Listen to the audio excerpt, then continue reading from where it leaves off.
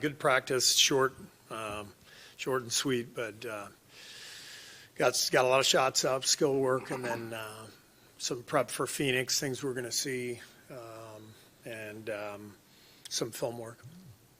And to follow up on yesterday, what's Al able to, like, is he able to do most of that today? Yeah, he did everything today. So he's the injury is healed. It's now about ramping back up, rhythm, conditioning. So, yeah, he's got to keep stacking these days together.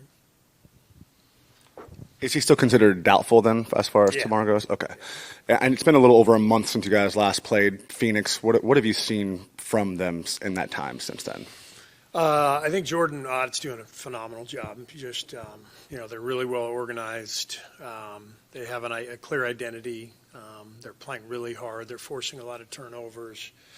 They're just they're a team that knows who they are, and they play really hard every night. When it comes to defending the three-point line, what's the simplest solution to move on from the Portland game? You're talking about the Portland game? Yeah, just as far as like defending the three-point line, like what's like the simplest fix to correct some of those little mistakes? Containment of the ball. When you contain the ball and you can force above the break threes without the ball hitting the paint, the percentages go way down. We had a 10-point lead early fourth, and Grant got 2 wide open corner threes off of penetration. And they were kind of semi-transition, and we lost sight of Grant. But those threes happened because of the downhill penetration to the rim where you have to bring help. Steve, over the last 10 games, Jimmy's averaging about the same amount of drives he has the whole season, but his shot percentages at the rim have gone down about 10-15%. Is that a health thing? Is that a spacing thing? Kind of in your mind, what is the biggest reason for that drop in efficiency? Jimmy always just plays the game. Whatever is the right play to make, that's the one he makes. And I don't ever worry about Jimmy. I don't ever tell him like you got to shoot on this play or that play. I trust that he's going to make the right play. Hey Steve. When you think of last season, when you guys closed like 23-8 on the season compared to right now, what do you think's been sort of the biggest difference between that team and this team? That team was top 5 in both offense and defense. We took care of the ball. We won the turnover battle almost every night. It's not that complicated. We got spaced well. We found rotations that worked, and we stayed with them. And we developed a lot of consistency during that stretch. Your best lineup last season was the Curry, Pods, Moody, Jimmy, Draymond lineup. That lineup's only seen, I think, 17 minutes this season. What's sort of been the reason not using that lineup as much? Well, I think we had every intention of using it to start the year, and then Moses was injured, and J.K. played really well, so we wanted to reward him, and we stayed with that lineup. And so we haven't gotten to it as much. We tried it a little bit the other night. There's also the idea that we want to play bigs more and not have Draymond at the 5 too often because it's pretty taxing. And so it's a lineup that we probably will get to more often. But between the injuries and just different people stepping up and playing well and wanting to reward those guys, we haven't gotten to that lineup as often as we'd like. Steve, what's your read on the team's connectivity? Early in the season, it seemed like guys were a little bit closer together, and it seems like over the course of the season, maybe losing does this to teams, but it seems like things are a little bit more fragmented now.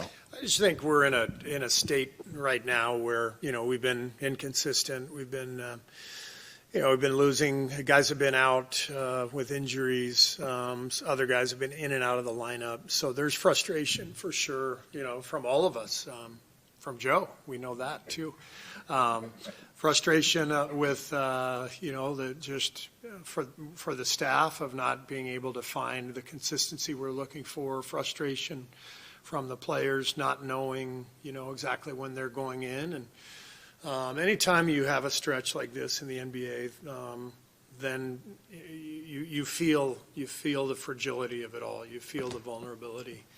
So it's important for me, for our veteran leaders, to rally the troops, get the guys together, and remind them that margin for error in this league between winning and losing is like that. And we're losing a bunch of close ones. We can flip this thing, and we do that together. It always has to be together, or it won't work. It kind of brings me back to like last season around this time when obviously there was a sense of urgency enough to go out and make a move for Dennis. Does it feel similar this year, or is it more so we saw what we could do at the end of last season with Steph, Draymond, and Jimmy all healthy, and they just haven't been fully healthy, so that kind of mix and match hasn't allowed that. So how do you kind of assess the sense of urgency last year compared to this year? I think it feels similar in that we're inconsistent. We're, around 500. But I know that we have the answer here. Last year I felt like we had to make a move. This year I don't think that's the case. I think we have what we need here. But we need to develop more consistency in our play, and that starts with me giving these guys more consistent roles, making sure we get Jimmy the ball, making sure we get to that style of play a year ago where we had control of games, where we were taking great care of the ball and turning the other team more often than we were turning it over, and just feeling like we were in control night after night versus what we've seen lately is kind of track meets, up and back. Whoever makes a couple threes at the end of the game is going to win. We're not in control of games right now, but we have that ability, and that's our focus. With looking for that consistency, obviously you're doing that with the continuity of trying to stick with a starting lineup right now, have more set rotations, whether it's a JK, a Will, or a Seth. For any player that's out of the rotation, when you finally have these stretches of actual practice, is there anything that they can do to jump back in, or is it more of a state of just staying ready because your number can be called any time? It's kind of both. I mean, you definitely want to see how guys respond in practice, and I can tell you JK's been great.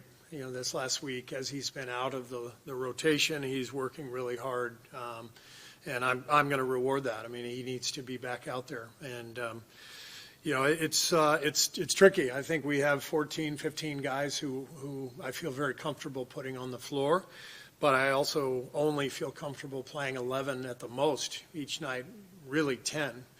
And so no matter how we slice it, I'm going to come up here and you're going to ask me about 3 different guys, and it's fair because they can all play. Gary's barely played the last couple games. I know he was sick and out last game, but the game before, like 3 minutes, he had a stretch where he was one of our best players for 3 games. So we got to just find the balance in there.